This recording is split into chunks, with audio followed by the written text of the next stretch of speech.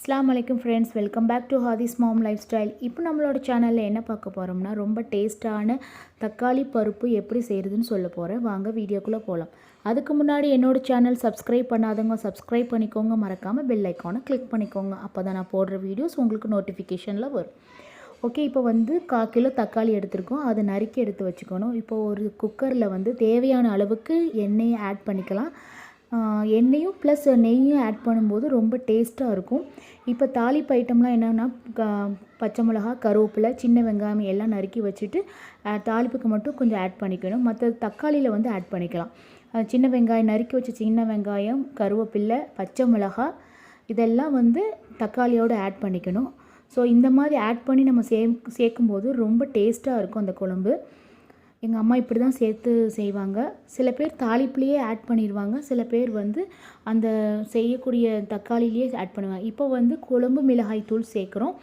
குழம்பு மிளகாய் தூள் உங்கள் காரத்துக்கு தகுந்த மாதிரி நீங்கள் ஆட் பண்ணிக்கலாம். இப்போ காரத்துக்கு தகுந்த மாதிரி ஆட் பண்ணதுக்கப்புறம் பாசிப்பருப்பு, அப்புறம் அரைச்சி வச்ச தேங்காய் விழுது, உப்பு, இந்த 3மே இப்போ ஆட் பண்ணிக்கலாம்.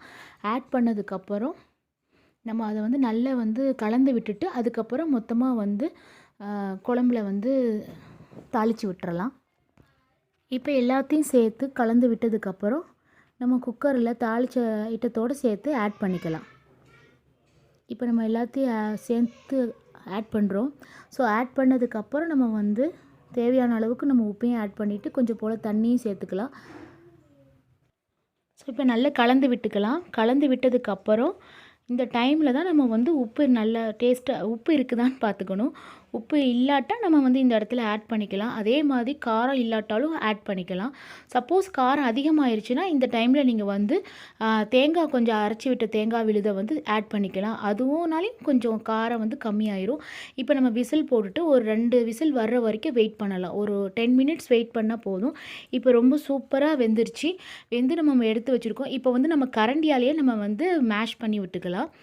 சில பேர் மத்து வச்சு கடைவாங்க. நம்ம மத்து வச்சு கடையவே வேண்டிய அவசியம் இல்லை.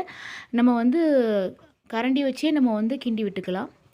இப்போ நல்ல டேஸ்ட்டாக இருக்கும். இந்த பருப்பு, தக்காளி பருப்பு ரொம்ப ரொம்ப டேஸ்ட்டாக இருக்கும். நான்வெஜ்ஜுக்கெலாம் எங்கள் ஊர் காயில் பண்ணத்துலலாம் நான்வெஜ்ஜு இப்போ கறி ஆக்குறாங்கன்னா, நெய்ச்சோறு கறி அப்படிலாம் ஆக்கும்போது சில பேர் கத்திரிக்காய் மாங்காய் சேர்ப்பாங்க, சில பேர் தக்காளி பருப்பு செய்வாங்க. ரொம்ப ரொம்ப டேஸ்ட்டாக இருக்கும். நீங்களும் உங்கள் வீட்டில் ட்ரை பண்ணி பாருங்கள். ரொம்ப ரொம்ப சூப்பராக இருக்கும். நம்ம ஸ்டார்டிங்கில் எப்படி நெய் ஆட் பண்ண மாதிரி நம்ம சர்வ் பண்ணும்போது நம்ம லைட்டாக நெய் ஆட் பண்ணிக்கிட்டோம்னா ரொம்ப ரொம்ப டேஸ்ட்டாக இருக்கும். ஓகே ஃப்ரெண்ட்ஸ், என்னோடய வீடியோஸ் உங்களுக்கு பிடிச்சிருக்குன்னு நினைக்கிறேன். என்னோடய வீடியோஸ் பிடிச்சிருந்துச்சுன்னா லைக் பண்ணுங்கள், ஷேர் பண்ணுங்கள், மறக்காமல் கமெண்ட் பண்ணுங்கள், சப்ஸ்கிரைப் பண்ணுங்கள். உங்கள் ஃப்ரெண்ட்ஸுக்கும் நீங்கள் ஷேர் பண்ணுங்கள். என்னோடய வீடியோஸை சப்ஸ்கிரைப் பண்ண சொல்லுங்கள். ஓகே ஃப்ரெண்ட்ஸ், நான் இன்னொரு வீடியோஸில் உங்களை சந்திக்கிறேன். அஸ்ஸலாமு அலைக்கும். தேங்க்யூ.